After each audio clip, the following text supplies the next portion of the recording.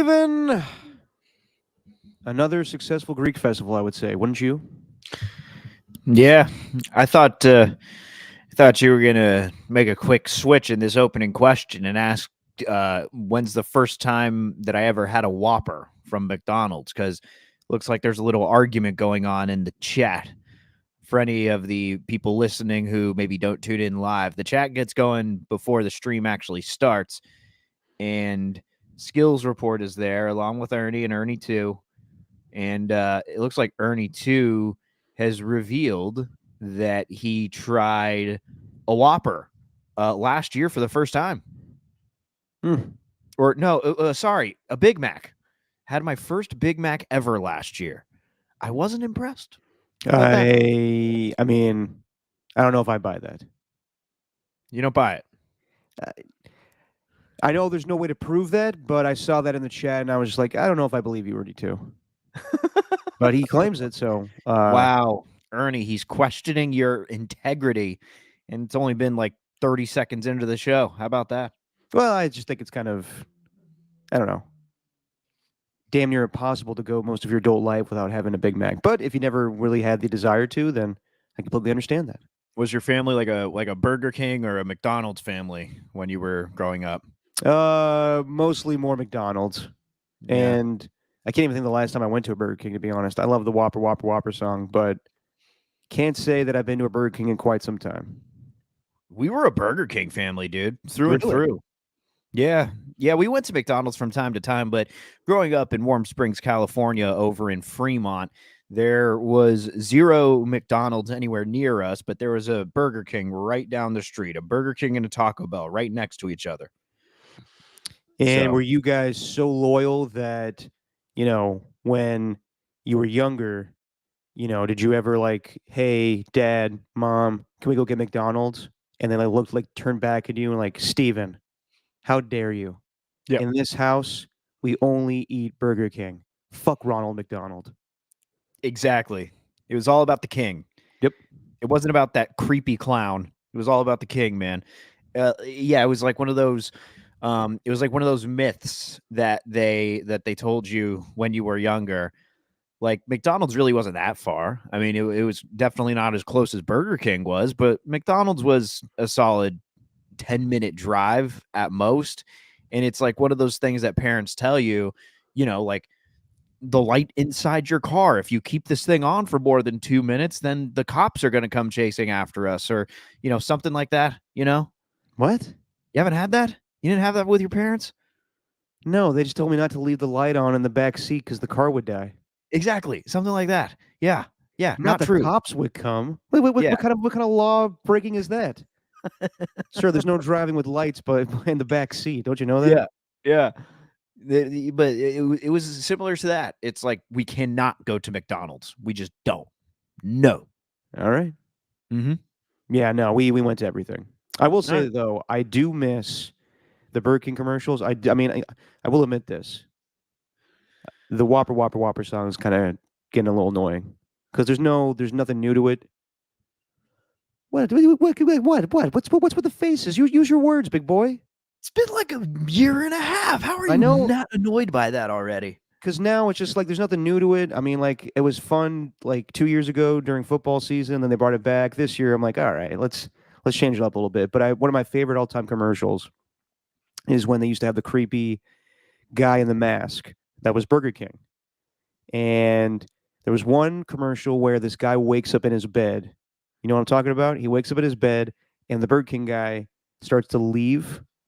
Like he gives him a sandwich, like a breakfast sandwich. And then he starts to leave, and he's like, "Where are you going?" And he's like, he doesn't move, he mimes, and he gives him the sandwich, almost to suggest they had a night of passionate sex, and then in the morning, as like a kind of a way to get out of the situation, he gave him a Burger King sandwich after a one-night stand. I'd have to go look that one up. I do.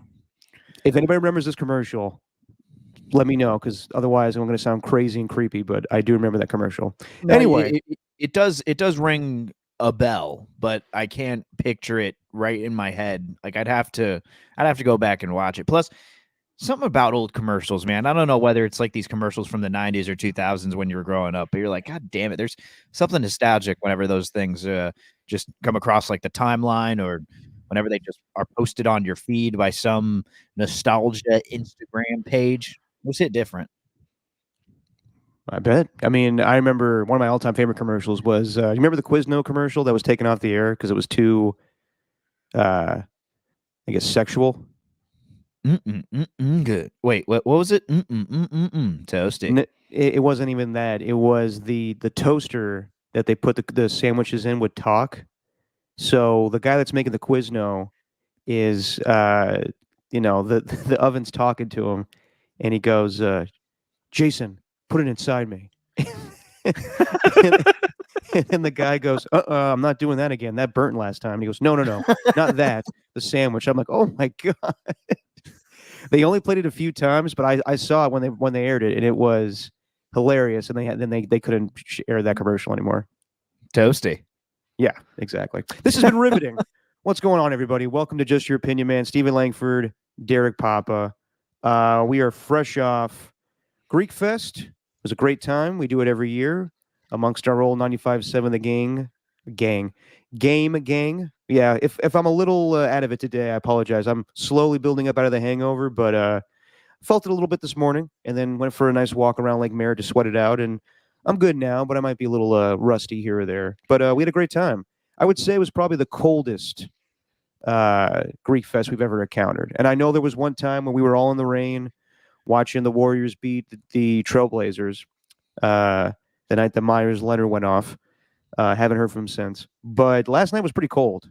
It did get down in temperature for sure, but by the time it truly became time to put on the second jacket, I was already about, I don't know, 6 or 7 mythos in. I Yeah. was, I already had the liquid blanket, as they call it, or whatever.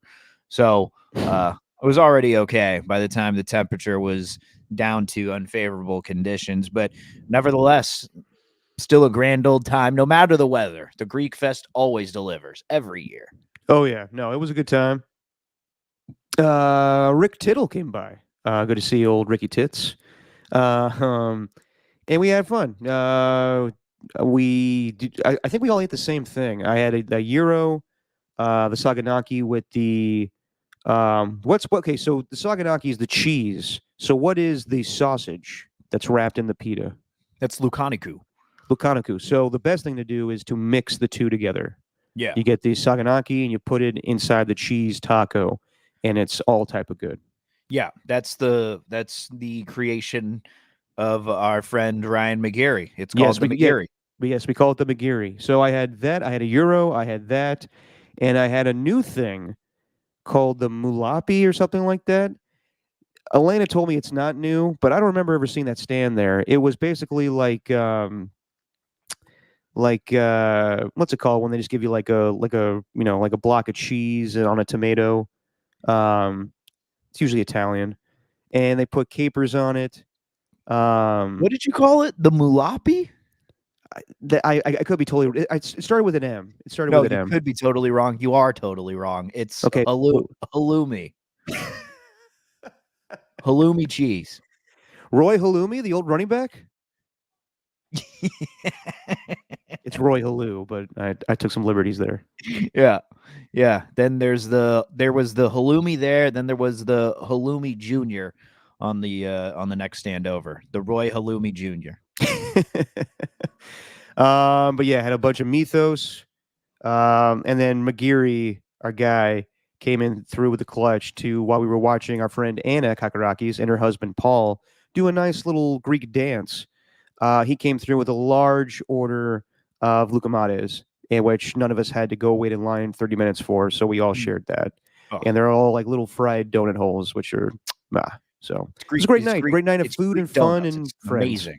Yes. Yeah. Greek donuts are fantastic. Look, if anyone ever has a chance, just get out there and go, because it's so easy. It's like it continues to get more packed every year. But if you love Greek food, just go to the Greek Fest because that's really all it is. And then you got a couple of stages with some Greek music, some Greek dancing. It's great vibe every year in this time, about early to mid May. Always great. Always a good time. But Steven was going to join us later the night because, as I told last time, he was going to meet his family in Santa Cruz for his nephew having his 4-year-old birthday party on the beach. Yep. And Steven, what ended up happening? I didn't go. Ah, I didn't go. I got into traffic. 680 South all weekend had 3 lanes closed. I only had 1 lane open. Thought we could make it, but by the time we got on 680 South and we got in that traffic, it was going to take us 2 hours to get down to the beach, and then who knows how long it would have taken us to get back up. And my guess is, had we gone to the beach, it would have been fine if we did, but we would have stayed there longer than we'd like, and we probably would have got to the Greek Fest a few hours later than we wanted to. Hang on real quick. My TV, it just did this really random thing where it started playing the volume super loud. So I'm going to go turn it down. Hang on. all right, you do that. That usually happens when you go to commercial break. The commercials are louder than the actual content, but I'll filibuster here. Well, that's nice of Steven to join us and not go to his nephew's birthday party, which I'm sure they were crushed about. But when you're 4 years old, you don't really know what the hell's going on. All good. I don't think he did, but we can always make it up. I'll see him later. No, he'll be fine. He'll be fine. And I'm glad you came when you did because we were able to negotiate terms to an agreement. So, as everyone knows, I'm moving into a new place. This might be the second to last time you'll see me in this apartment. Moving up the street, and I'm going to a little bigger location. And I don't have a couch currently. I would love to have a couch so I don't have to sit in my computer chair all the time. And Steven is willing to let his couch go. So yesterday he goes, how much would you be willing to pay for said couch? And I said, well, I'll have to sit on it, literally. But I told him, how about $200? Seems reasonable, right? Tell me if I'm wrong, people. $200 for a couch, that seems good. Then Steven leans in and goes, how about 100? And I said, sir, you don't know how to negotiate. Deal. And Jesse just looked at him like, are you a fucking idiot? Yeah, it was the saddest negotiation event of all time. It reminded me of like The Office when Michael Scott tries to cut a deal and he doesn't know what an actual deal is. But look, man, I had it in my head before everyone just immediately piled on. I had it in my head that we were going to give it to you for 50 to maybe 100. Okay. 100 was actually the max. Damn, I could have got it down to 52. You could have really gotten it down. So 200. Well, let's go back to the negotiating table then. Was you being generous, but 100 was the deal that we came to an agreement on. Jesse's not too happy about it because we are paying for a wedding and whatnot, and an extra $100 would work. But yeah, if it wasn't my intention to try and get the most money out of you, I was trying to be a good guy. No, I appreciate that. So, no, I'll come by and check out the couch, and I will find a way to get it from your apartment. It sounds like you guys just really want to get rid of it. So, is there like a Poppy situation, like in Seinfeld? You got to turn the cushions over because of a stain. It's not. I mean, we don't really want to get rid of it, but we would love to. We would love to get a new couch, and we do at one point have to sell this thing. So it's either Facebook Marketplace or you. And Facebook Marketplace, I was going to put this thing on $100 at $100. So, because I don't think anyone would take it at $200, and felt like that price was a little steep. And eventually, you'd go on to be like, "The hell did I pay $200 for this couch for?" Yeah, no. But trust me, a couch is a couch, and I'm glad that it will be mine soon. So I'm glad we could do a deal. Let's talk about the NBA playoffs, Stephen. Yesterday we had the Greek Fest, and we did not see the exciting, thrilling game between the Mavericks and Thunder. Mavericks win 117-116. thanks to some PJ Washington free throws at the end. Shea Gilgeous-Alexander fouls him on a 3-point attempt, and he goes to the line 3 times, made 2 of the 3 shots, I believe, and they win that game by 1. Thunder had a big lead, but in the fourth quarter, Luka and Kyrie do their thing, and the Mavericks are going on to the Western Conference Final for the second time in 3 seasons. Yeah, because they played the Warriors. Yeah, second time in 3 seasons. Yep. And then just right now, it was all hyped up. ESPN was making it the Knicks pregame show. Stephen A was all ready to go. All the stars were there. Spike Lee, Tracy Morgan, Ben Stiller, John McEnroe, Jon Stewart, and the Knicks couldn't get it done in a game 7. Injuries were too much. Jalen Brunson actually broke his hand. OG Anunoby tried to go, but he didn't look good at all. So the Pacers dominate, and they're advancing to the Eastern Conference Finals to take on the Boston Celtics. Your thoughts on the NBA playoffs? You could tell the game was over with the Pacers and Knicks by I'd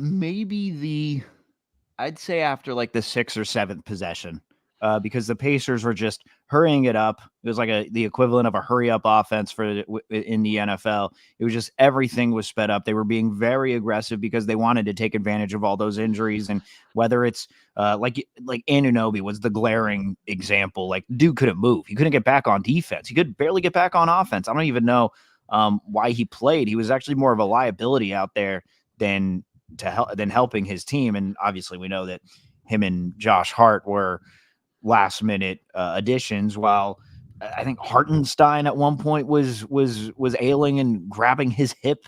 So you could tell, especially since the Pacers were just on fire shooting. I think they shot like 76% in the first half or whatever it was. You could tell this one was over by halftime. So I'm kind of sad that we missed last night's game, to be honest. Yeah. Like, damn it. The one the one that could have forced a game 7, but the game 6, like the elimination game that was actually exciting, we didn't get a chance to watch. This one was just a total blowout, and all the stars were out. And good God, I understand the NBA really wanted the Knicks to win this. Like, it's always good when a New York team wins, but just with the broadcast, the way they set everything up, it's pretty clear that the Knicks were the team that everyone cared about, and the Indiana Pacers, we'll just brush them off to the side. It was all about the Knicks, all the coverage. It's been all about like Jalen Brunson, nothing about Tyrese Halliburton, nothing about Pascal Siakam. It's been all Knicks all the time with this series. So if I was a Pacers fan watching this, I'd be thrilled that we're done with this one, but it's probably going to be the same when they move on to face Boston. Oh, of course, because Indiana's a smaller market compared to Boston. They're on the East Coast, and then the Knicks are huge. You could definitely tell in the broadcast, even because Mike Breen is fantastic, but he is the voice of the New York Knicks local broadcast on MSG TV, and he's doing the national broadcast today for the Knicks and Pacers, and he was dejected after a while. He didn't hear any bangs. He was just Pacers. And he was just, I mean, you could tell in the broadcast a little bit. He was a little upset. I think Doris Burke is also from the New York area, so she is a Knicks fan. I think that's been, I see on Twitter all the time, people are like, Doris Burke loves the Knicks. The reality is ESPN loves the Knicks, and it's good for ratings. I completely understand all that stuff. It is just annoying and one-sided. I can tell you one ESPN show that will be all over the Pacers tomorrow, which will be the Pat McAfee show, because they're in Indiana, and they're all going to talk about that shit. But yeah, I mean, I wasn't too surprised. I just thought the injuries were just way too much, and I picked the Pacers to win the series in the first place. Which brings me to tonight between the T-Wolves and Nuggets. If you're listening to the podcast, chances are you already know the outcome, but tonight's going to be awesome. And I don't know what the hell happened to the Nuggets last game. I think that they just came out flat. They actually had a good lead to start the game, and then the Timberwolves just went on, I think, a 27-2 run. And after that, they kind of mailed it in. They only scored 70 points. Anthony Edwards was incredible. He told everybody in the press conference afterwards that he told the Nuggets players in Game 5, "We'll see y'all motherfuckers back here for Game 7." Guy's confident. Either win or lose, I have immense respect for Anthony Edwards. This team will be on the rise coming. If they win tonight, awesome. They'll be fun to watch, and they very well could be NBA champions when it's all said and done. But even if they lose tonight, they're going to be a very fascinating team to watch. I do expect the Nuggets to win tonight. It's just at home. It's in Denver. The altitude. It's a one-game playoff, pretty much, and the more experienced team, I think, will win in this moment. The more championship-tested team. But yeah, it's been fun to watch that series. So, yeah, by the time you listen to the podcast, you'll probably already know the winner. But yeah, I expect the Nuggets to win tonight. Weird series, dude. Weird series. Just every game has basically been a blowout, except for what? What's the lowest scoring margin of defeat in this one? It's like 7 points, right? That was Game 4. When the Nuggets took it 115-107, or 8 points even. So like this series has just been bonkers. You don't know who's going to come out on top. And sure, I'd expect the Nuggets to win tonight, but I truly thought the Timberwolves were done. I thought they were going to throw in the towel. I thought the Nuggets were just too much. I thought they figured out the formula to beat them. In the last game, though, Anthony Edwards just put his foot down and said, look, I am not going to let my team lose tonight. Then you had Jaden McDaniel and for whatever reason, it was super impressive the way they were able to win Game 6. I did not expect that at all. So shout out to the Timberwolves, and yeah, they exceeded expectations all this season. And it's the same thing with the Thunder. Like, I don't think anyone expected the Thunder and the Timberwolves to be within the top 3. I mean, it was always those two really at the top of the league. The Nuggets were kind of a distant third for a while in the regular season. So shout out to them. But God, I just want Anthony Edwards to move on because I just don't want this run to end. I know we're going to get a lot of Anthony Edwards moving forward, but just as a basketball fan, and I'm not saying this as like a Warriors guy who's nervous that the Nuggets are going to start a dynasty and take over the Warriors completely. I'd be fine with that. But just to watch Anthony Edwards in the postseason, I can't get enough of him right now. I need more Ant-Man. I don't really like the nickname Ant-Man, but whatever. We're here. It feels like every guy named Anthony's called Ant-Man. Literally, my nephew is called Ant-Man. like it's not very original, although I think like his dad used to call him Ant-Man or something like that. So if we're going to adopt that nickname, then that's fine. But I just want more Anthony Edwards. I do. I hope they win tonight because the Nuggets will be a great series with the Mavs. You got the Luka Doncic versus Nikola Jokic angle. What do they call? They're part of that group that was called the the Balkan Boys or something like that. Sure. All those guys from Eastern Europe. It was Doncic and Jokic and the Itches. Who's my guy from the yes, exactly. Who's my guy from the Clippers that I'm blanking on right now? Tall guy. Oh, Zubac. Yeah, those dudes. Like they all are very close. So that'd be fun to get that sort of matchup. But I just need more Anthony Edwards, dude. No, I mean, Anthony Edwards is great, and he'll be a superstar on this league after this season. But I do think it's going to be Luka versus Jokic, and that may not be sexy, because you won't have any like trash talk. Like Jokic and Luka are not going to talk shit to each other like that. They will on the court probably, but not in the media because Luka hates talking to them. Or I don't know if Luka hates talking to the media. He hates when sex sounds are erupted during his press conferences. But Jokic is the one that can't stand talking in general. So it may be boring personality-wise, but it'll be fun with the two Serbian, big name players. And then with the Pacers and Celtics, I mean, hang on. There you go. There's the pick right there. Yeah. The Balkan Boys: Dragic, Nurkic, Jokic, Boban, Doncic, Vucevic. Yeah. Boban Marjanovic. I would say also I kind of want the T-Wolves to figure out their whole ownership situation and then get back to basketball next season. You know what? That's it. That's one reason I don't want them winning. I don't want Alex Rodriguez having any foot in the door of a winning team. Although I think Glenn Taylor still has 100% ownership. Well, that's the thing. Like if they win the championship, who gets the trophy? Glenn, probably Glenn, and then like you just see Alex Rodriguez like waiting in the wings, being like, "Son of a bitch, we should have signed this deal." Can I just interrupt real quick? You As we can. continue this basketball talk with the PGA Championship right now. Oh my God, this is fascinating. Right now, the only Is it on two left. ESPN or ESPN Plus? It's on CBS. Oh, okay.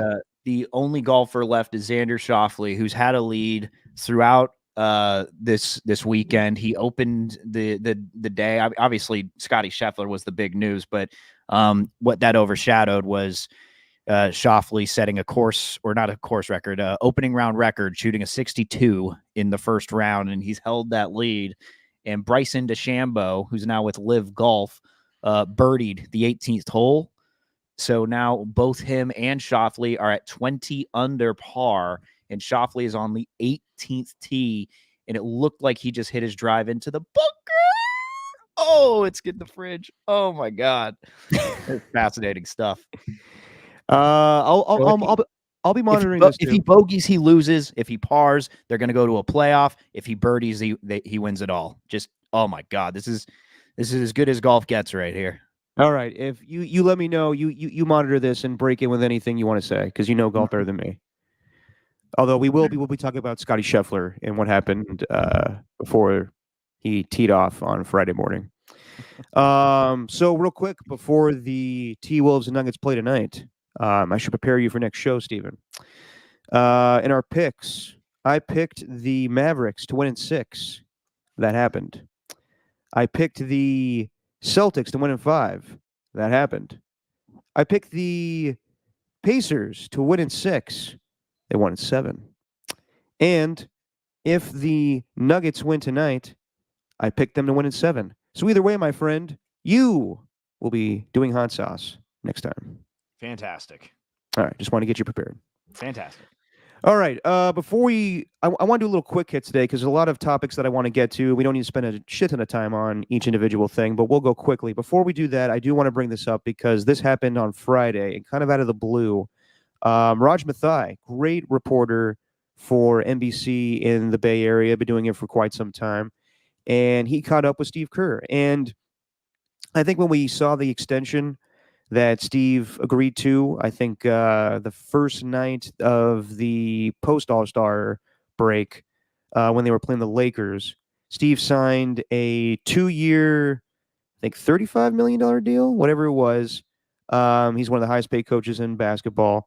But we all wondered what his future was going to be because he did not have a contract beyond this season. And it was kind of a weird lame duck year. No one expected him to be gone, but maybe. And then they signed a deal. And to me, that's always kind of signaled it wasn't like a significant long-term contract. And to me, that signaled, because it linked up with Steph Curry's time as a Warrior and Draymond Green's as well. I think he can opt in or opt out in that third year. But it all is kind of lining up for Steve and Steph to decide their futures with the Golden State Warriors. And I always thought that maybe Steve would say goodbye at that point. And he caught up with Raj Mathai. And as I filibuster to get my screen shared here. Doing well. Thank you. He gave a little update. He gave a little update about his future with the Warriors. But there's going to come a time, and maybe it's in 2 years when my contract's up. Maybe that's the time where it's time for me to move on and time for the Warriors to seek new blood and new ideas. And we'll both know when that time comes. And I can tell you one thing, it will be a very amicable parting of the ways whenever that happens. So, some people, like Steve's good buddy, Tom Tolbert, we brought this up with him on the show on Friday, and he was like, this is a big nothing burger. Like, he didn't really say anything. Steve is just, he does this all the time. He talks about hypotheticals of whether or not he's going to coach for this amount of time or he's going to move on. Tom did acknowledge, though, like, I think the days of him signing long-term contracts are over. He's not doing that. And he talked about how, he could be gone in 2 years possibly, but with coaches, it's always hard to say goodbye. Like, they always, if they don't win, they always want to do just one more year to see if they can do it. And He also said that he wouldn't be surprised if Steve goes into the front office at some kind of capacity. But hearing Steve talk, it sounds to me like it's not set in stone, but it sounds like his mind is made up that it probably will be it once his contract is up. Yeah, anyone could see that the writing was on the wall. God, these next couple of seasons are going to be brutal because it feels like we are getting an extended farewell tour, and it depends on which side of the coin you're on. If you're on the one that really wants to appreciate what this team has done over the past decade plus and how they've brought you something that you couldn't have dreamed of if you were one of those Warrior fans that was watching during like the Chris Cohan era, and you had to go through all those seasons where, you're picking up 30 to 40 wins max. And that's a good year if you do that. Like, I do think if you're on that side, then it would be all right. But on the other side of it, it just feels like they are really rewarding these guys for what they've done and not really what they're going to do in the future. And it just feels like we're getting like an extended farewell tour instead of just this being the last year. And who knows? Like, I also think this will. I also think though this can have an impact on Klay Thompson and what he decides to do with his contract. I think the Warriors, like, what if they only grant him or offer him a 2-year deal, and let's just say he wants more money, a longer term contract, and the Magic are willing to give him a 3-year deal, 3 or 4-year deal, and he wants to play longer than, say, Steph Curry, Draymond Green, and with Steve Kerr as a head coach. Like, what if he wants to play longer than that because he had 2 of his seasons taken away from him with injury? Like, what if? And I think there's a lot of implications from it, but ultimately, like, we knew this, and it wasn't really anything new from Kerr. Does he know this is the end? Yeah, but we have all known that. We've all known that. It's no secret. And when he took a 2-year deal and it aligned with Curry, we've talked about it on the podcast, right? It's like, no, I mean, no, it's not surprising what he said, but I think this is the first time he acknowledged, like, hey, you know, I haven't felt the need to walk away yet, and I still want to do it, but I might feel that way in 2 years. And I think that Steve's, not letting things go out in the media and have a bunch of headlines. He's being coy here, but I think the reality is behind closed doors, he told Lakeup and Dunleavy, 2 years, line up with Steph. We'll see what Steph wants to do, but the reality is I'm probably going to bounce after that. And we'll see. We'll see if Kenny Atkinson gets more run. Like, I know, like, it was pretty clear that Mike Dunleavy was going to take over for Bob Myers with how much media stuff he was doing. Like, it was pretty clear, like, that was going to be the guy in waiting. So I wonder if we'll see more of Kenny Atkinson in the next couple seasons, just to get fans ready for the next coach of the Warriors. Oh, you think they're setting him up? You think they're setting him up to be the successor here to Kerr?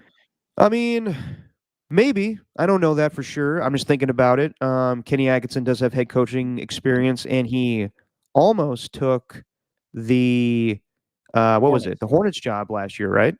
Yeah, and then decided against it. He pulled until he saw LaMelo Ball in his purple Lamborghini, just whip out of the Hornets home stadium and drift out of there. I think he's like, yeah, I don't want to deal with that.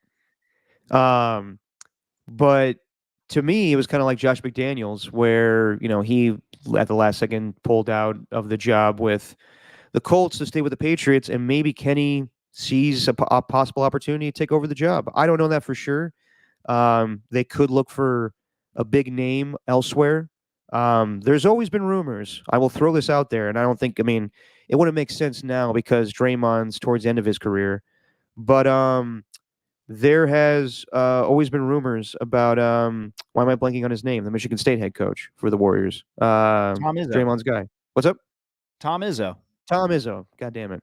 And all these, NILs are pissing off the old school coaches, and Tom Izzo's the only old school guy to stick around. I wouldn't be surprised by that one, but chances are probably not because Draymond's going to be gone at that point. So yeah, I don't know who will be the next head coach of the Warriors after Steve leaves, but it seems like we're going to have this is why this offseason is going to be interesting. And yes, Ernie asked in the chat here, when is NBA free agency? It starts June 30th. That's when they kind of have like the legal tampering period, and then things become official July 1st, the next day. But they can also the Warriors can negotiate earlier than that. I think like a week before. With Clay, The teams can negotiate with their own players who are going to be impending free agents, and then June 30th is when they're up for grabs for everyone. So I think it's going to be really telling, not just like after June 30th, but in the week leading up to it. If there's nothing done at that point, then if June 30th you're not seeing any reports out there that they're close to a deal, then it's likely Clay is going to be gone. I don't know about that. I think that he could probably hit free agency and see what the market's like and then possibly sign back with the Warriors. I wouldn't say that's a dead or like a big indicator that he's going to leave. Draymond hit free agency last year. That's true. Yeah, that's so true. I would say don't. I mean, we'll see what happens. There's going to be a shit ton of rumors. Every team, it will be a big deal. Every little thing that pops up, the Magic, the Lakers, whatever happens. But we'll see what happens. I wouldn't be surprised if Klay Thompson signs back with the Warriors. All right then, Steven. Should we hit on some quick hits, some stories that were around sports this week? Sure. All right then. Let's do it. Let's start with the big one. Friday morning. I know my pacing's weird right now because I'm trying to find the words to say. You sound so excited. All right, let's do it. Let's do this. It's not like John Miller. All right, let's get to the stories of the day. Random. I was listening to the radio on a Giants broadcast, and he was doing like a Mother's Day promotional giveaway read, and he goes, and then like at the end, he's like, "Mother's Day, mothers, mom." And here's the pitch. Mama. Ooh, gaga. Yeah. All right. So it's Friday morning. This is probably one of the more crazier stories I've seen in quite some time in sports. Scottie Scheffler, who's fresh off his Masters win. Actually, how did he shoot the next couple days? Because I know he shot, a 66 on Friday after the whole thing, and how's he been since? I think he finished 11 under. He was fine. He played well enough, as well as anyone could, after they get arrested and go to jail and get back to the course in a 3-hour time frame. Yeah, so kind of a sad situation. Well, wow. Not a kind of, very sad.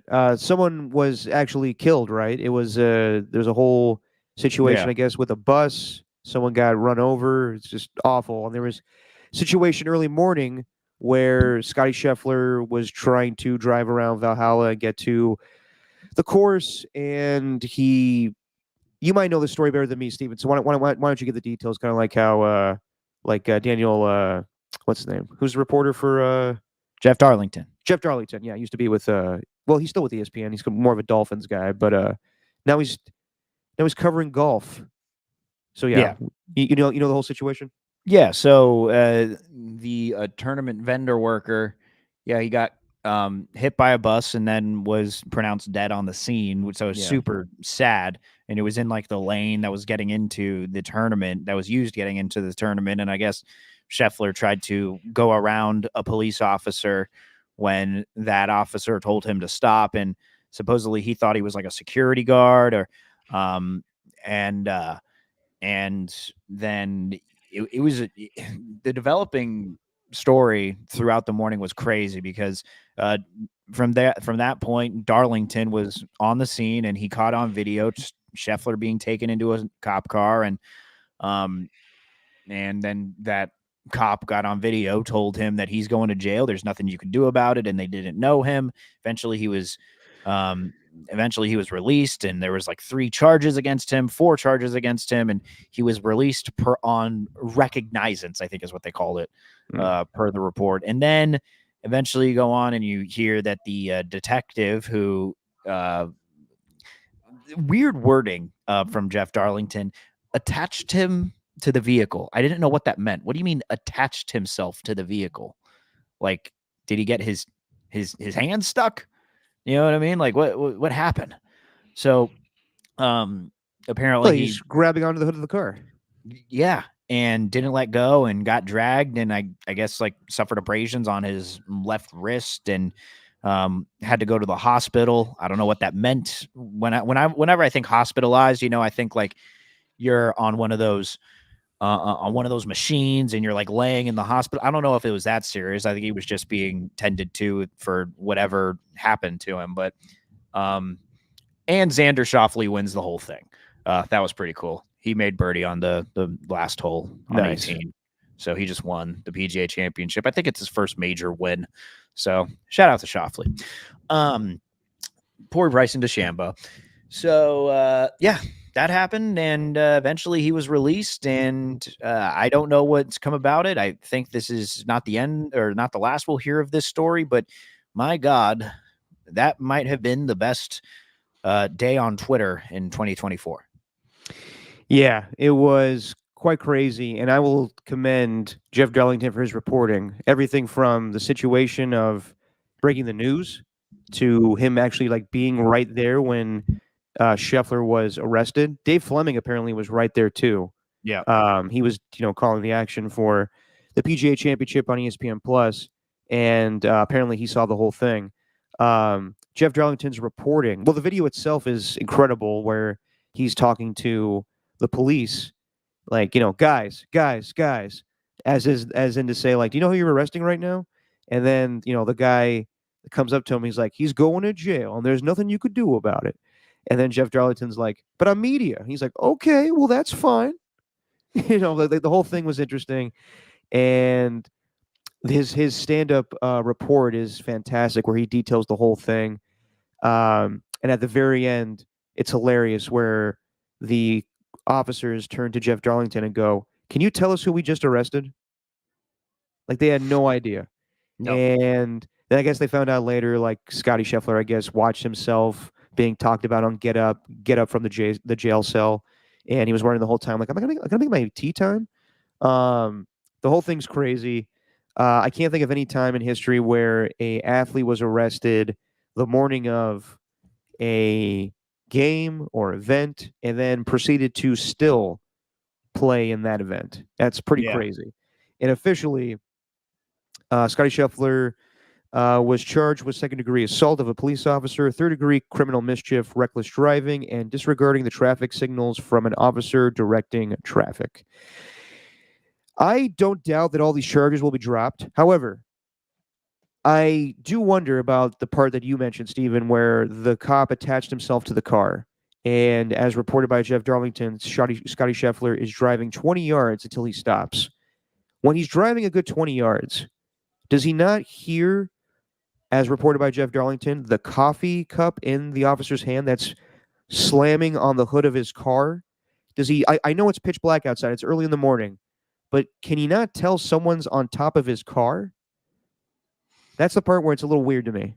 There's no video of it. There's no video of it because Jeff Darlington didn't capture it. And coincidentally, there is no dash cam footage of it either. So I don't know what evidence is going to be used in this case against him. I don't know if has that detective filed charges yet, or actually like decided to sue him? Like, is that detective doing anything, or not that I know of? But I know in the report his pants were damaged. Yes, beyond repair. Yeah, $80. Tough. Yep. So hopefully Scottie can get him a new pair of slacks. But no, just like it's a total misunderstanding thing. But also, like, I don't know, does that excuse him for kind of like just not knowing the rules and kind of thinking he can go wherever he wants? It's not crazy, but it's these golfers, man. But Scheffler is also, I think his reputation is helping in a big way here. His reputation is kind of adding to, I think, like the ignorance that he had to it, because Scottie Scheffler's known as like the good guy in golf. Yeah. Like this dude who's not causing problems for anybody.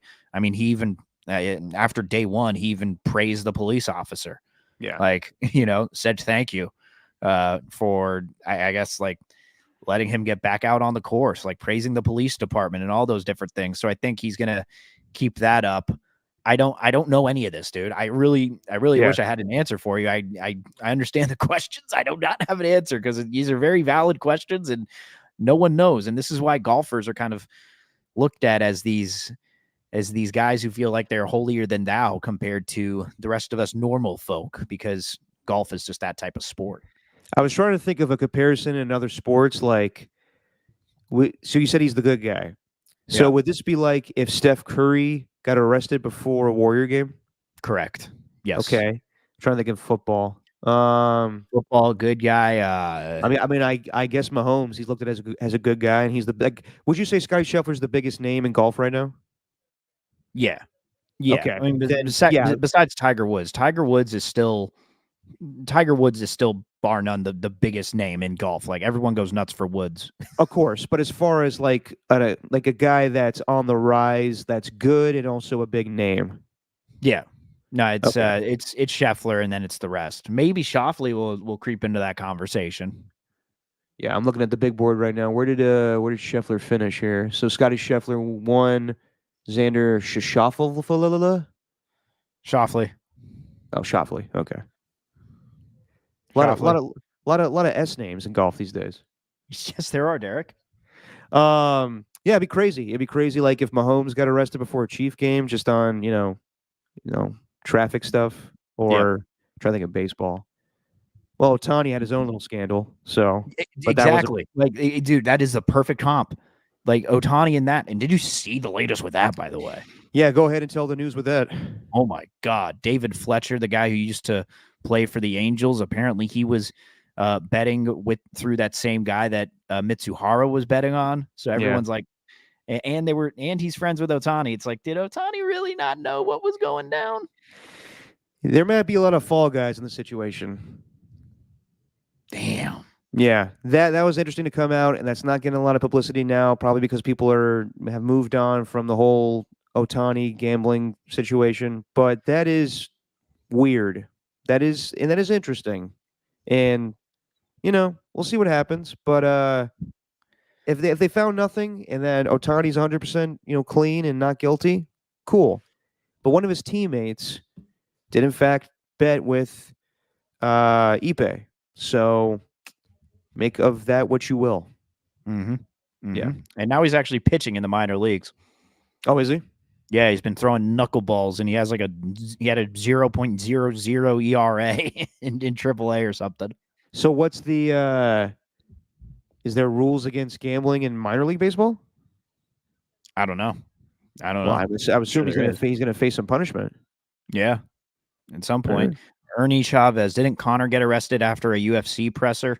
Yeah, he got arrested because there was a couple of things. It might have been after a fight. Was it after the fight or the presser? Yeah, it was after he faced Khabib Nurmagomedov, and he went to the UFC bus because Nurmagomedov was going in there, and he threw a chair through the UFC bus window, then injured multiple fighters. So he was arrested. Yeah, Connor was not known as the good guy of UFC at the time. But Connor didn't go fight somebody that day. No, he did not. Just very, very interesting. I guess the only one I could compare it to, and I don't know if this happened in the same day. Remember when Le'Veon Bell and LeGarrette Blount were driving from Pittsburgh to Philadelphia to play in a preseason game, and they got busted for having weed in the car? Yeah. It might have been the same day. Wow. I don't know if they played in that game because it was preseason, but I remember that story that they got arrested on the way to the game. I have to look that up. Yeah, I'll double check that. All right, another story that happened this week. John Gruden. We all know that he was suing the NFL for character defamation. He believes that his integrity as a coach was wronged because the NFL leaked his emails, in the emails in which he said misogynistic, homophobic, and racist things. And he sued the league trying to get some money out of it. And the NFL came back and said, we don't think you should win this case. Or sorry, not the NFL, but I guess the Nevada State Supreme Court overruled the district court, and the case has been sent down to arbitration with the NFL. So in that situation, the NFL is not going to grant John Gruden any money. And I'm not surprised. I thought maybe he had a case. I will say this. I do not agree with anything that John Gruden sent those emails. I do not. I think all that stuff was terrible. However, in the way that it was done and broken is kind of shady. Like the whole situation with Daniel Snyder wanting to save his own ass and kind of giving up John Gruden in the process. All that stuff is very shady to me, and I don't like it. But you can't hide from the fact that John Gruden stupidly sent all that stuff in emails like john.gruden@espn.com. It's incredibly stupid of him, and you really shouldn't be saying those things in the first place. So while I have a little bit of sympathy in the way that it was done was shady, you shouldn't be doing that shit in the first place, my man. No. I do think the lingering question from this will always be, what if more emails were leaked like that? What else were people saying, especially during like the Colin Kaepernick times, when there was a lot of the racial injustice brought to the forefront when you were watching NFL games and you were seeing it on your screen right in front of you. Like, I wonder how many head coaches might have sent something that could be made public, and that would be pretty damning on their character. I do wonder that. Like, the John Gruden thing, I didn't know.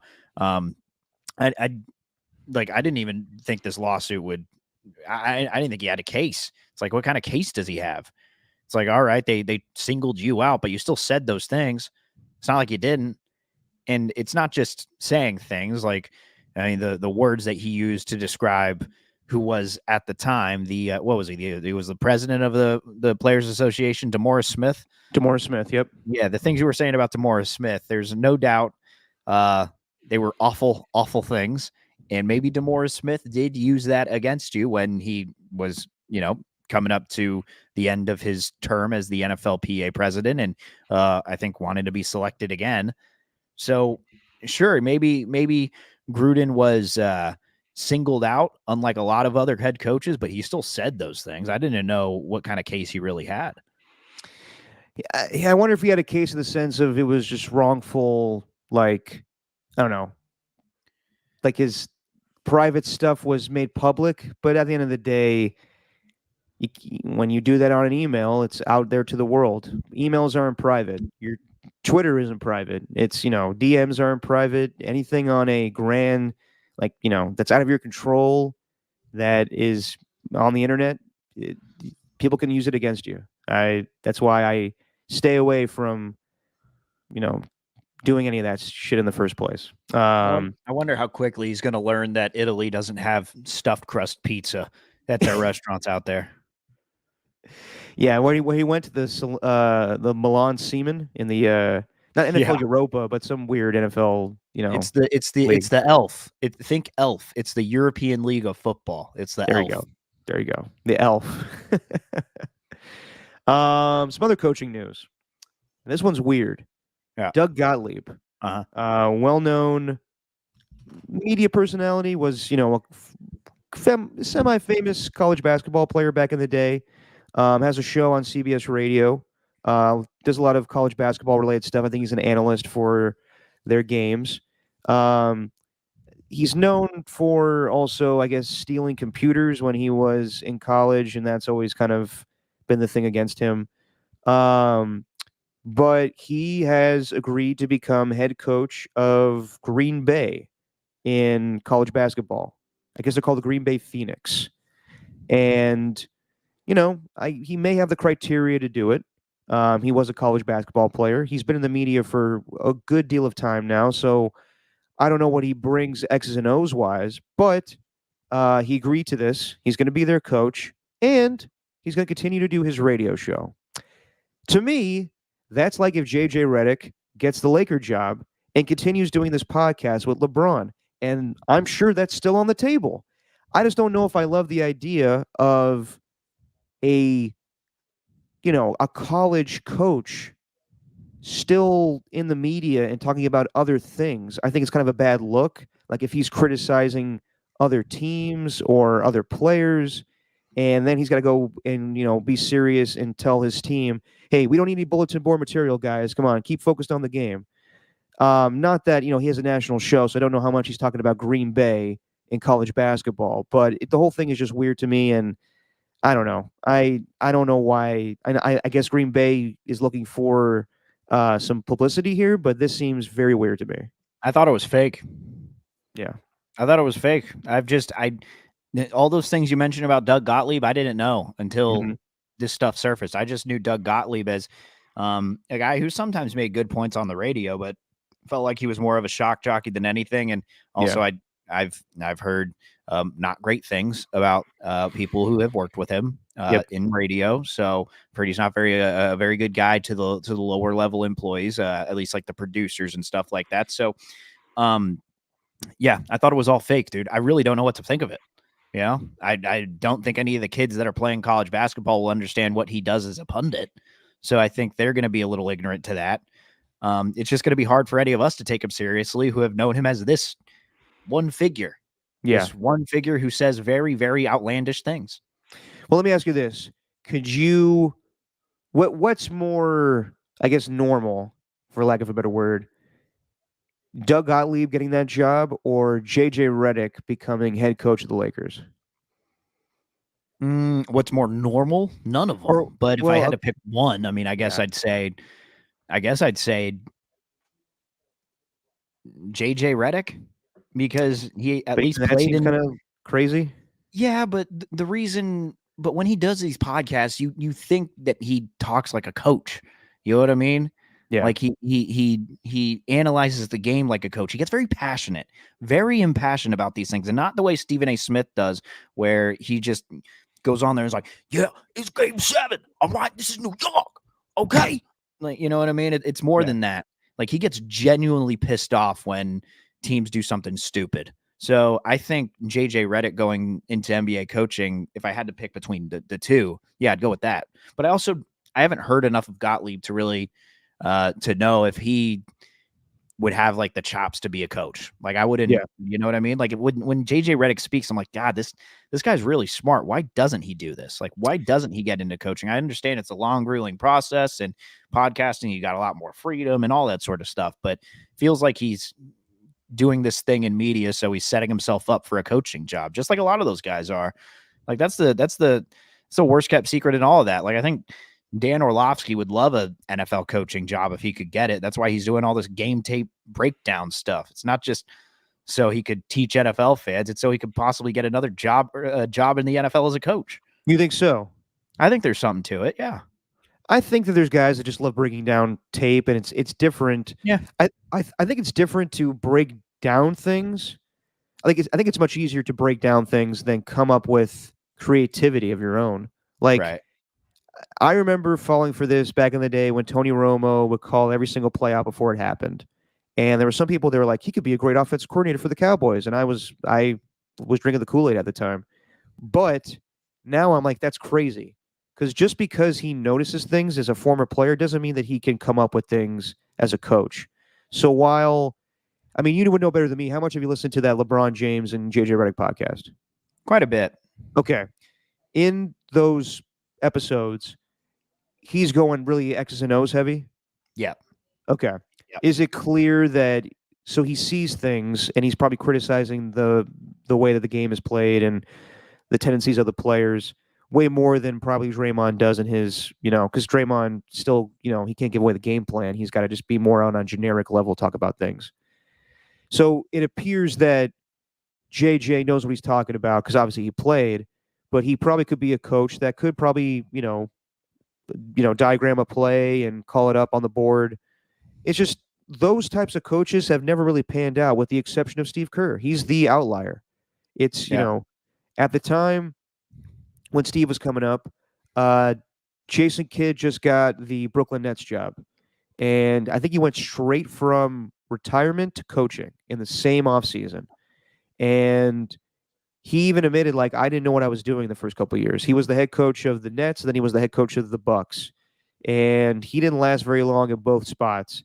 I think the highlight of his tenure with the Nets was when he was on the sideline, a game against the Lakers, and he told one of the players, come hit me, so he could spill a Coke on the floor, and then they got a timeout.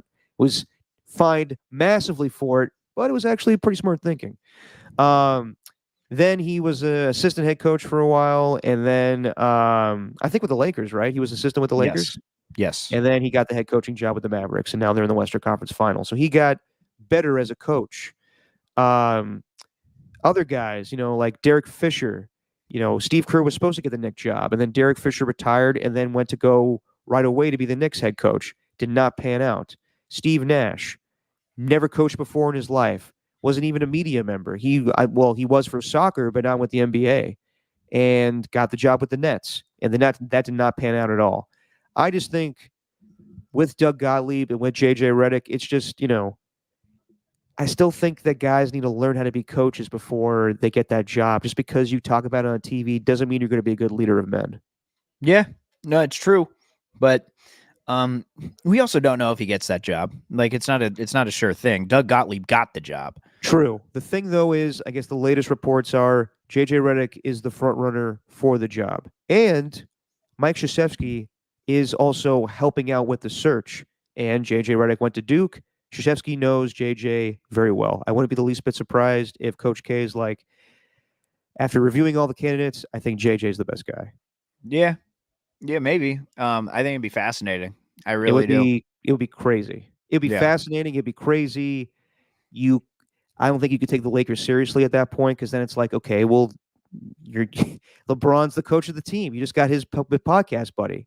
Like, I mean, yes and no. I think JJ could be very interesting. It would be very, yeah, you're right. It would be very risky. interesting. It'd be risky and maybe innovative, I guess. I don't know. I'm trying to think of a word for it, but it would stray from the norm, and it would be crazy. Yeah. But that if I had to say right now, I think that's where they're leaning. Yeah.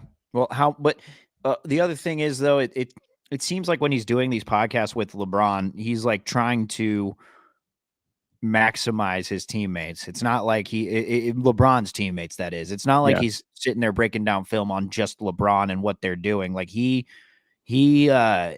seems he understands a lot, the ins and outs of it, and him and LeBron have a great chemistry, and that's the number one thing you need with LeBron now. Nobody could tell LeBron anything. No other NBA coach could tell LeBron anything. Yeah. You need somebody there, and I don't know. Maybe he is fit for the job. We've also talked about this on the podcast before. I struggle. This is me personally. I struggle with choosing the right candidates for either a head coach or a general manager, because at the end of the day, I don't know. I am not in the pros. I'm not going to act like I understand who'd be best for these jobs. Like, there's certain guys who I think would be good fits. But the ones who I don't expect, like, I wouldn't expect JJ Redick to be like a perfect head coach, but maybe he could be. I don't know. I struggle with this topic with every team. It's not just with like the Lakers and this because he has a podcast. It's just, I have a tough time determining whether a guy's going to be a good head coach or not. No, that's fair. That's fair. We have no idea. Lastly, in a quick hit topic, Amazon has approved a true crime documentary chronicling the story of the Chiefsaholic. The documentary titled Chiefsaholic, A Wolf in Chief's Clothing, will tell the story of Xavier Babudar, a.k.a. the Chiefsaholic. Babudar himself is interviewed in the documentary. Steven, how excited are you for this? I'm looking forward to it, as long as it's not some sort of like puff piece, where they're trying to. Can't imagine that. I can't imagine that. Yeah. So, no, I'm really looking forward to hearing him talk, because I haven't really heard much from him, and I think he is going to be a character. My only request is if he's interviewed with the wolf mask on to conceal his identity. And what, the voice is just like one of those It's like one of those old time gangland voices. Yeah, Where, exactly. yeah. Uh-huh. No, this whole thing is fascinating because this guy has been, well known at Chiefs games. He's the guy in the wolf costume. It's crazy that he would go on the road and rob banks, and Right? it's one of the more fascinating stories. It's more interesting than any 30 for 30s that are coming out lately. We got to do next podcast or something. We got to do like a pitch show where we come up with our own 30 for 30s that we want to see. Because lately boy. we're not getting good ones. Oh boy. Be hard to find, man. I mean, Chiefsaholic would probably be number one. It's a good thing they're coming out but with they're something making so soon. Yeah. Think about that. Next podcast, we'll come up with some stories. 3 for me, 3 for you. All right. All right. I got one request though. Go for it. Actually. So I know we're about to move on, but I do want to play some clips from this Panthers head coach because I'll go for it. it just reminded me. So the Florida Panthers, they moved on. They beat the Bruins in 6 games. So they are heading to the Eastern Conference Final where they'll take on the New York Rangers. And the Rangers, super aggressive team, super violent team. It is going, and the Panthers are the same way. But their head coach is different, and this guy is a walking soundbite. I think if hockey was more popular, this guy would be up there with the most anticipated pressers that you look forward to after every game. You don't really have that right now in the NBA playoffs. What you got? Michael Malone, Rick Carlisle, Joe Mazzulla is interesting. I'll give him that. But Jason Kidd, I don't know. I don't really look forward to this, but Paul Maurice, I always rush to hear what he has to say after every game because he is a character. So this was after a game, I think it was game 4, where Maurice was seen yelling at all of his players on the bench, like just reaming them. And then the Panthers ended up scoring 15 seconds later. So I want to this is the clip after that game, and they asked him hey, what'd you say to those guys? Paul, you definitely woke them up. They scored 11 seconds after the TV timeout there in the second period. What was the message there, and what was your thought on the goalie interference? I don't know the exact words of the message. I felt that a little fire. I wasn't mad at them. Understood what they were going through. Just thought they needed some profanity in their life. Brought some. I don't excel a lot of things in life. But me, am I good at that?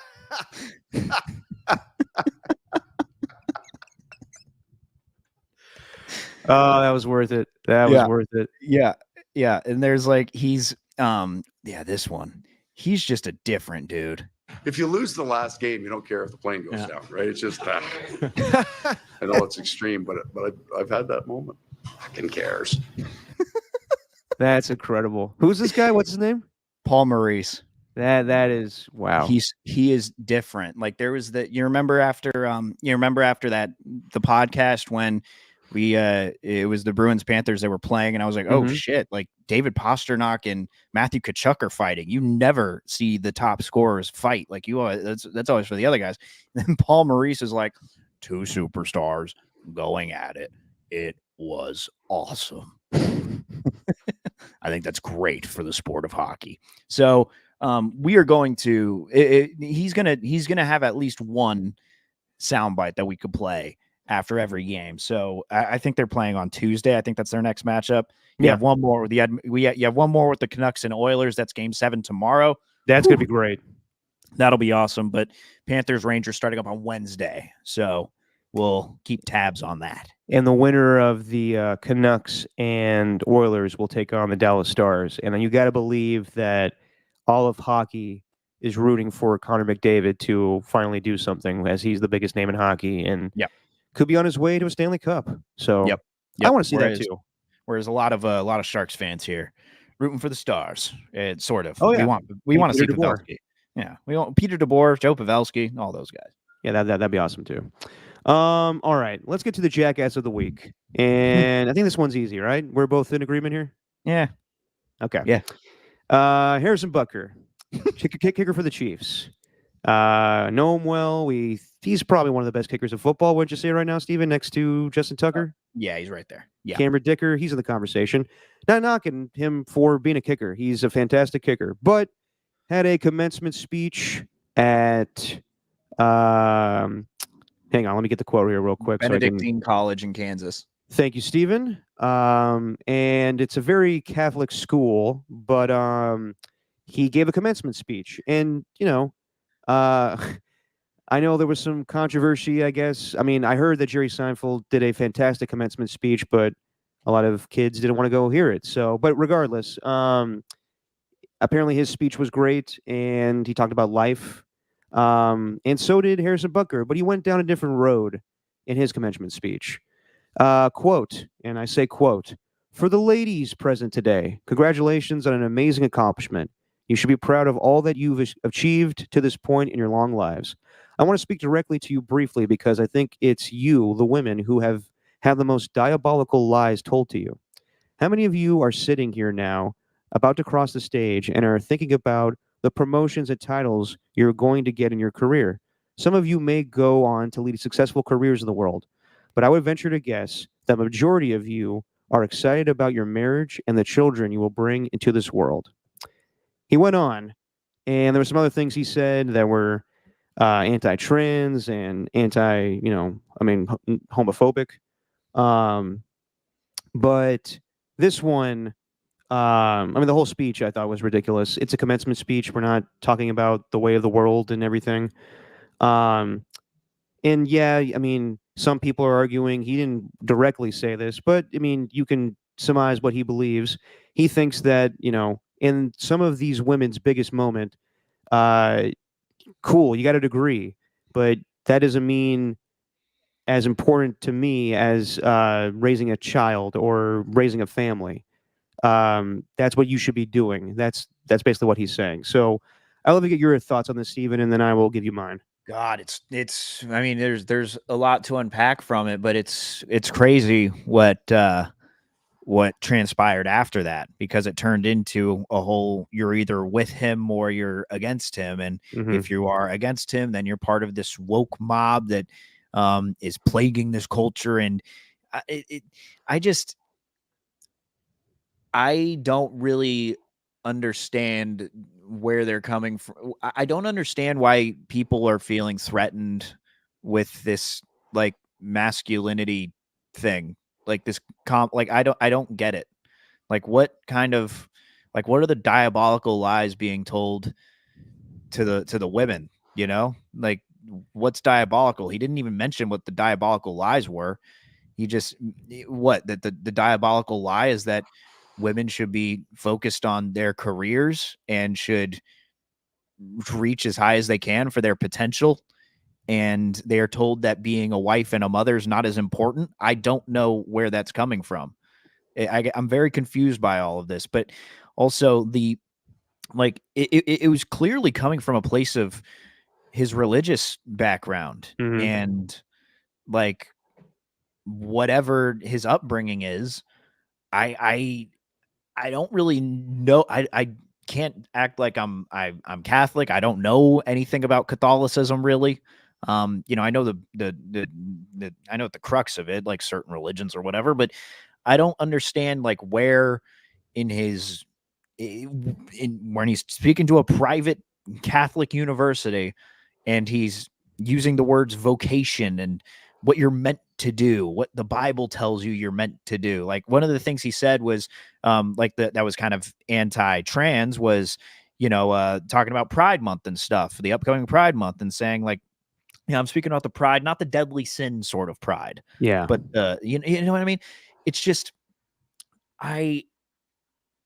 that's why I'm not really a religious person, because there's so many different forms of it, and it feels like even with Catholicism, there's way more to it, and it feels like there's a lot of people who have kind of, they're Catholic, but they've also said, okay, you know what? There's some moral things that are in question here. I'm not going to believe this part of it, but it feels like Butker's so deep in it. Like I don't really. I mean, I'm not going to sit here. It's clearly this is what he thinks. And I go back and forth on it, man, because I saw that. I was like, Jesus, and I played that. Wow, I guess pun intended, but I played that like out loud when Jessie was sitting across the couch from me, and she didn't know who it was. She didn't know like any of the context. She just heard that clip and she goes, "What?" Like I go back and forth with it, man, because obviously, like, there's free speech and all that, and that's really what's being brought into question here. But it feels like it feels like the people who are defending what he's saying, they're not defending what he's saying. They're more defending his right to free speech, because a lot of people feel threatened by that, and they're thinking two separate things. Sure, is Butker exercising that right? Yeah, for sure. But I also have the right to say, yeah, man, that's kind of gross that you think that way. And it's kind of outrageous that you think that way. And I have the right to just not listen. That's the beautiful part about this. Like, for social media, it's kind of tricked us into thinking that we have to listen to everyone. We have to associate ourselves with everybody because we're all in this world. No, we don't. Like, I choose to unfollow people. I choose to block people, not because I disagree. I'm willing to listen to people I disagree with, but to people that are just so far from reality that I don't need to associate myself with them. Like, why do I have to, Yeah, no, that's totally fair. And, as we say on this thing, it's just your opinion, man, but sometimes your opinions are stupid. And I think that we are entitled to criticize you when you say something. Hey, listen, we live in this country. Yes, I believe in freedom of speech to a certain extent, and he's allowed to say these things. But do I like him? Absolutely not. And yes, he is insinuating that as a Catholic man, the most important thing to him is his wife taking care of their children and being a wife. And I never understood, like, if he's so religious, like, okay, so if he's so devoted to the Bible and everything, then why is he playing football on Sundays? Isn't that sacrilegious in some way? I don't I mean, know. I'm being serious. Like, you know, does he go to church before every game? Probably not.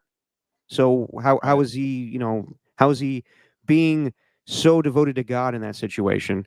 And also, like, I think at one point in the speech he said, like, we are losing our faith in God in this country. That's such bullshit. The majority of states in this country dictate their laws based on religion. So I don't want to hear that shit. That's still going on prevalently. Yeah. As far as what he said, I mean, I disagree 100%. I don't see the left or right when it comes to women being great leaders or in their profession. I mean, it's crazy. Like, is Harrison Butker going to say to all the women that work on Fox News as, like, anchors, like, go home in the kitchen? Like, what are they going to say to that? I don't understand his ideas. And honestly, like, as a guy that was raised by a single mom for most of my life, I've seen my mom do incredible things, and she did great things for me as a mom, and doing all the normal things of making meals and everything. But she also was a fantastic worker, and she made a life of herself outside of the kitchen and doing mom things. So anytime someone says that shit, I am just appalled by it. So yeah, like I said, Harrison Butker. The other side of it also is, the people that want him cut from the Chiefs, and that's not happening. Like, I know that people are upset with his opinion, but we also just live in a world where that's not going to dictate your worth to a team. He's a very good kicker, and he will continue to kick for the Chiefs. Yeah. People will more people will remember, but the majority of people will forget when he makes a 50-yard field goal for the Chiefs to win a game this season. That's just the bottom line. Yeah. But we can also, remember that he said these stupid ass things, and at the end of the day, he has the right to say them. So whatever. Yeah. No, and some can agree with him and feel free. Like, I'm not, but it just it feels like kind of stuck in this weird purgatory where you're like, you have this one frame of mind and you're not willing to change it. I don't know. It feels like that's just so far from it's just so far from reality, like from where we're at now. And God, it's just a solid reminder that we have some just strange people, strange people in this world. Because not everyone. I mean, we have, however many millions that live here. It's like over 300 million that live in the United States. 360, I think, is like the total population. Like, obviously, there's going to be a section that still that think this way, where religion dictates their dictates their lives, and like literally every piece of it.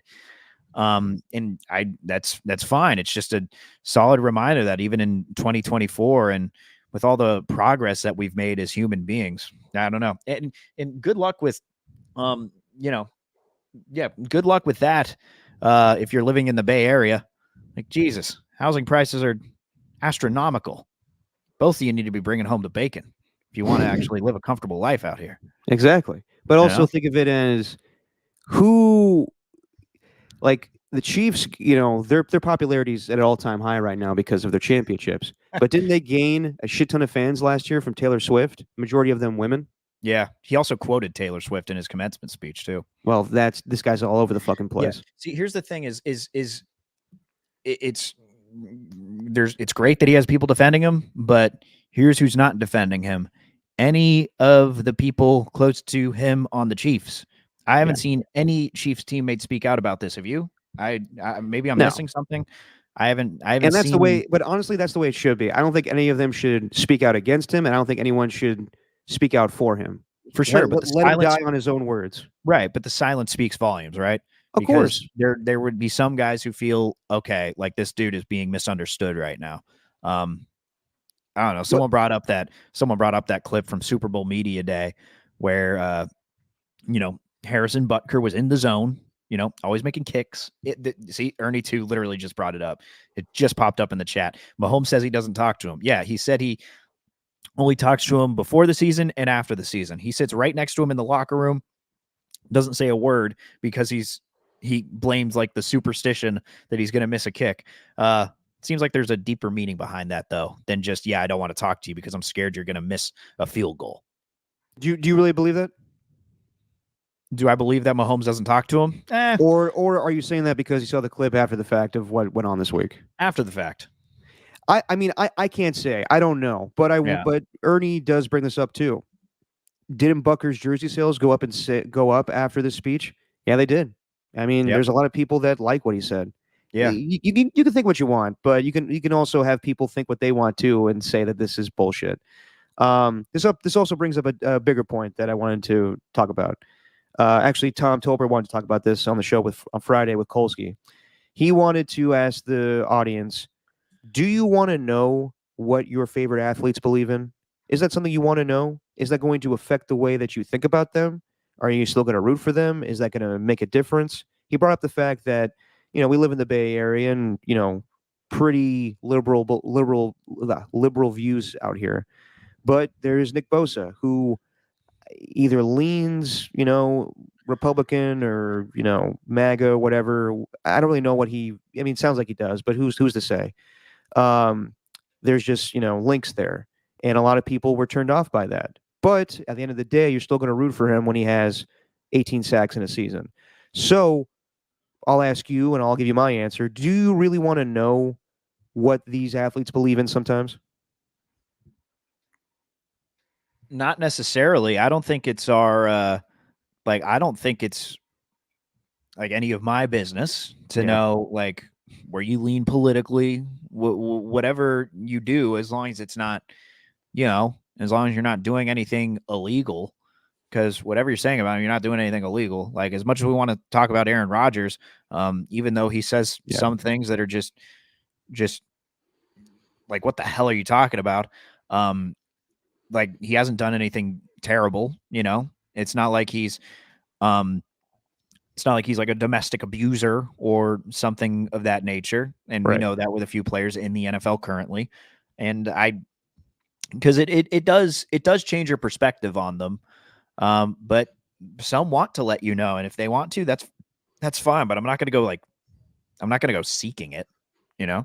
Yeah. No, I got you. I personally do not care. I really don't want to know, to be perfectly honest. I know that in recent years things have gone on in this country, and it's more of a point with journalism to ask athletes what they believe in, and when people get the wrong answer, then people turn on them, and I never view it that way. I'm going to watch athletes whether I agree with their opinions or not. I roll my eyes at the majority of what Aaron Rodgers says, and I try to tune it out because I don't really care, and I don't think that he's any, he's not the arbiter or he just, I don't care what he has to say. I really don't. When it comes to football stuff, absolutely. But when it comes to aliens or, Robert Kennedy and all that shit, I don't care. I really don't. Or like, he thinks that he doesn't watch porn, so because the media is going to get him or whatever the fuck. When he plays for the Jets come week 1 against the Niners, you're damn well right I'm going to watch him. I was very interested in him with the Jets last year. I wanted to see that season. I was disappointed when he tore his Achilles, and I was more disappointed when he wasn't playing and he was spewing out more bullshit on the Pat McAfee show. But I don't want to pay attention to that stuff, to be completely honest. I just I know that it's increased over the years because I feel like we've been more divided as a country. But at the end of the day, I don't want to know, and if I do know, then I'll just block it out when I'm watching you live. Yeah, just don't act like you're smarter than I am. Yep. Like don't act like you're smarter than everybody. Like at the end of the day, like face-to-face interaction, like all this stuff that happens on podcasts, like that's when they do podcasts, that's not how normal people talk. That's not how normal people speak in conversation. You ask, how you doing? How's the family? Do you have a sense of humor? You try to get a gauge on whether they have a sense of humor or not. No, And you speak kind of for just make yourself, small Stephen. When talk. you and I talk in real life, I'm always setting you up to talk. This is true. Yes, you do. Yeah. The first time, as soon as you see me go, Steven, Yeah, and we how usually do you walk think it's around. going at Greek Fest right now? And we usually walk around with microphones. Yes. It's just the podcast, the social media. It's not real life. And if that stuff gets brought up, then fine, we'll have a discussion about it. But good Lord, it's so weird that it feels like the people who have their free speech being threatened, they can't seem to. It's just they think they're like better than everyone. It's so bizarre. I Yeah. don't really. It's so weird. You try and stay out of it, but like it's interesting. Obviously I didn't know when I was younger that with my parents' friends, like who they talked to, obviously we didn't know where they leaned politically when we were kids, but you could still see them getting along. And then I learned from my mom, years down the line, like, oh yeah, these people thought this and that, and and we didn't necessarily agree with them, but we could stay cordial. So, and I think that still exists, but for whatever reason, people on social media are trying to convince you that it doesn't exist. Mhm. It's weird. No, it is, and I think when it comes to athletes, I think that everybody expects them to have high morals and think this way or that way. And the truth is, a lot of these guys are making a shit ton of money, and they may not have the same views as you. Um, and famously, this was not made a big deal, but it probably would have been a big deal today. Michael Jordan famously one time said, "How come you don't?" Like a reporter asked him, "How come you don't get involved in politics?" There was a big election in North Carolina. I remember this from The Last Dance, and this guy, this Democrat, was looking for an endorsement from Michael Jordan, and he didn't give it to him. They say that if he would have given it to him, it would have swung in his favor, and he would have won the election. But Mhm. Michael chose not to, and his response was, "Republicans buy shoes too." And a lot of people don't like that comment, but Michael Jordan's a businessman at the end of the day, and that's just the way it is. I have no idea which way he leans. Um, and I'll say this too: with the Dallas Mavericks in the playoffs, they are much more tolerable when Kyrie Irving is not saying anything. Last year was, I mean, or whatever it was it 2 years ago? I don't even remember anymore. Yeah. But everything with him, from the vax to the anti-Semitic stuff, I was like, I don't want to fucking hear from this guy again. Now that he's quiet and he just plays basketball, I will admit that he is a fantastic basketball player, but I don't like his views on most things. And that's okay. I can still watch him and say that's an amazing player right there. But I also can think that he's batshit crazy. So I think that's fair. I mean, I think that we don't have to. We can enjoy sports and root for these athletes, but then don't have to always know what they think. And then when we know what they think, we can just go, all right, well, that's unfortunate, but whatever. Just be a good person. Think what you want to think. Just be a good person. Like, good God, just be a good person. That's all that matters. Be nice. We all get along. That's all I care about. Just be a good person. Be funny. Have a sense of humor. Laugh at things. Enjoy. Like, don't act like it's just. Oh, yeah. I did the thing. I broke my New Year's resolution. I looked right in the comments as soon as I saw the Butker thing, and it's just. Oh my God. Now, AJ Cruz here. He's been a wise guy here. So is Derek advocating for shut up and dribble? Absolutely not. What I'm saying is that people can speak out as well. You could do whatever you want. I just don't have to agree with you. That's it. Mm-hmm. Anyway, should we do a little pop culture catch up? Sure. Anything you've been watching, Steven? Finished Fallout. Fantastic. Yeah. Yeah. Fantastic. How many episodes? 8. All episodes. Great, start to finish. First one was all right, but it really started picking up from the 2 through 8 episodes. It was awesome. So I highly recommend anyone watch that. Pretty violent, Okay. but it's got a good mix of laughs. It's funny, makes you think. It's kind of wild looking into a dystopian world like that. There's twists, there's turns, there's all sorts of things. It connects really well. And it sets up very well for another season. So I thoroughly enjoyed it. Okay, I may get into that. Although I am going to finish Peaky Blinders, and the show that I really want to start after that is Shogun. I've heard that show's amazing. Yeah, I need to. I watched like the first 2 episodes, and for zero reason, I just didn't watch it. I need to get back on it. But really good. Oh, it's great. Yeah. There's also another show out there right now that I want to catch. It's called The Sympathizer, and it's on HBO. It's like a limited series about communism, and Robert Downey Jr. apparently is in it, and he plays like 5 or 6 different roles. He's changing makeup like all the time. Like I don't know if he's like one character and he just like is a spy, so he changes his disguises, but he may just be playing like a different character, like a Mike Myers or Eddie Murphy thing. Yeah, I saw that. Yeah, I want to watch that too. AJ Cruz says Shogun's amazing. Ernie 2 said X-Men 97 was amazing. You know what? I loved the X-Men cartoon series when I was a kid. I loved that and Gargoyles. If they brought those back, I would definitely watch. I know they brought back X-Men 97 and a lot of people love it. I just don't know if I want to buy a subscription to Disney Plus just for that reason. I had it before and I bought it with a bunch of friends and I was watching Simpsons episodes, but I'm not a big Marvel guy. I'm not a Star Wars guy. I'm not a Disney guy. Like, I love the old stuff, but I wouldn't watch any of the new stuff. I just don't know if I care enough to go get Disney Plus because of that. Tacky says you got to watch Baby Reindeer. Yeah, what is that? It's the one on Netflix. It's about like the stalker. Okay. Yeah. Looks That's sick. That's all you got for me? Well, yeah, because I don't really know much about it. I haven't seen it. All right, fair enough. It's about a stalker. I'll recommend this. Partly because I haven't seen all of what I'm about to say. Do you ever listen to the show Smartless, the podcast with Jason Bateman and Sean Hayes and Will Arnett? No. I really love it. It's actually one of my favorite non-sports podcasts. For the ones that I listen to, it's mainly Chris Long's podcast, the Green Light Podcast. I listen to John Middlecoff's 3 and Out. I listen to the Kelsey brothers from time to time, and I listen to Smartless. And it's just funny because it's just 3 guys just bullshit and best of friends. And they always have a guest on. And if you love comedy, I'm a huge fan of these 2 guys, even though I haven't watched Only Murders in the Building, but I'm a huge fan of Steve Martin and Martin Short. I think they're just like 2 comedy legends. And they were in 3 Amigos with Chevy Chase, and they're always collaborating. Obviously, they have that new show, but they did an episode with Smartless, and it is hilarious. Might be the best episode yet. It's just them, just at peak funniness. All 5 of them. Martin Short just makes me. He's like so quick with just everything he says. He's fantastic. Steve Martin's great too.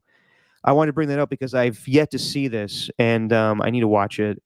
There's an Apple TV Plus documentary on Steve Martin, and I guess it's getting great reviews. Hmm. And I really want to watch it because Steve Martin is, I think, underrated when it comes to comedy. Like not like when it comes to movies, like he had a few roles here or there that stand out, but like as far as like a comedian, he was great on Saturday Night Live. He made, he does the banjo stuff, King Tut.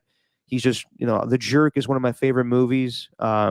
It's often forgotten, but yeah, I think that guy's amazing, along with him and Martin Short. So if you're a comedy historian like I am, I would highly recommend watching that documentary. I'm going to try to, and listen to that podcast. So you're recommending a documentary you haven't watched? Yes, basically. I mean, Wow. This is what's going down. I use my mom's Apple TV Plus, and she forgot to re-up on her thing and pay her bills. So I am waiting for her to get that situated, and then I will watch that documentary immediately. Gotcha. By the way, today, 20 years ago on this day, Shrek 2 was released in theaters 20 years ago, and for my money, it is the second best sequel of all time. Wow. Number one is T2, Judgment Day. Okay. Like there's no doubt that T2 is like the greatest sequel to ever have been created. Yeah, But right Shrek 2, yeah, I farted. But Shrek 2 is right up there, and it's second to me. The soundtrack, the Counting Crows. references, exactly, the references. And I know Ernie Chavez says Godfather 2. I know it's controversial. Godfather 2 is right up there too, but I put Shrek 2 at number 2. Empire Strikes Back. Empire Strikes Back's a good one, but I don't even count that as like a sequel. Like, Of course it is. Star Wars. It doesn't feel like a sequel because Star Wars was just like the first. They had a whole movie series based on that. It doesn't feel like it's a sequel. It's just the second movie in a long series that was already planned. But they're a franchise that has 3 separate sequels.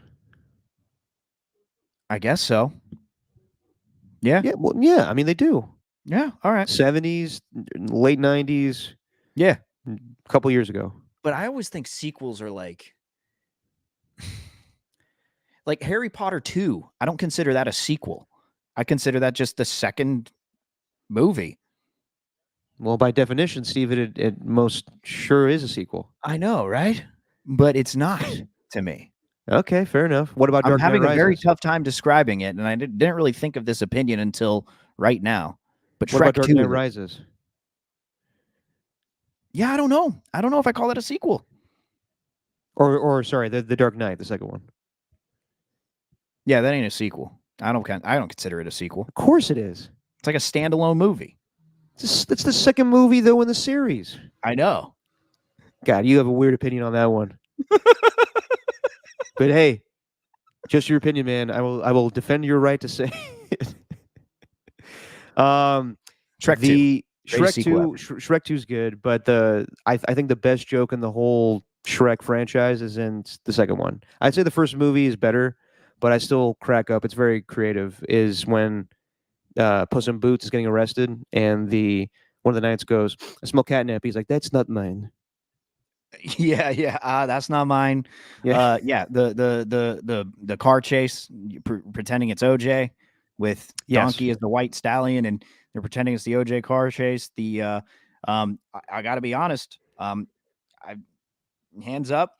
When I was 10 years old, that's when I saw the movie in theater, and yeah, that I did not know what a thong looked like until that movie. Oh, with Pinocchio? It's a thong. Yeah. Well, I'm glad your first glimpse of a thong was with Pinocchio. Maybe I'm wrong on this. My definition of a sequel. No, no. Stand on what you believe in, Steven. Your crazy ass opinion that you don't see those movies as, movies or sequels. It's just sequels to me are made when there wasn't a plan to make them in the first place. Like Shrek was a standalone movie, And then the second one came out because I think they were capitalizing on the popularity of it. Maybe they had a plan, but ultimately Shrek was Shrek. Like Star Wars, Harry Potter, Batman, all of those, they had this long drawn out story to it. So eventually you have to make a second movie. Whereas Shrek, they didn't have to. They didn't have to. You could have So you're ended it in the first saying one. so you're saying sequels in your mind are movies that are not expecting to get a second story told, but Where they're they don't so need- damn good. Where they don't need to tell a second story. Like in Star Wars, in Harry Potter, even in Terminator, you didn't need another second a number 2, but they got one because they wanted to capitalize on the success. Well, with Harry know? Potter, of course you did, because there was already stuff written. Exactly. See, Ernie's getting me. I understand what Steven's talking about, and AJ Cruz is saying that I'm losing like Drake right now. But Drake has those, but Drake at least has that one section of fans that seems to love him, and that's my section right now. That's Ernie. That's it. No, so you're that section that supports Drake right now. Yeah, it's a Sure. story continuation. Nice guy. Yeah, I realize that. So in your world, Father of the Bride sequel. Sure. Well, if you ever saw it, okay. Like The Hangover 2, that's a sequel because it's based Sequel. it's based 100% on the first movie being successful. Correct. So the new Joker movie coming out, that's a sequel Correct. because there was no intention of making a second one. Okay, Nope. all right, Mm-hmm. fair enough. I don't know if I agree with that, but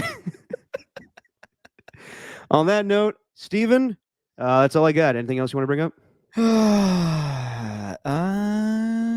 The young Giants are looking good this weekend.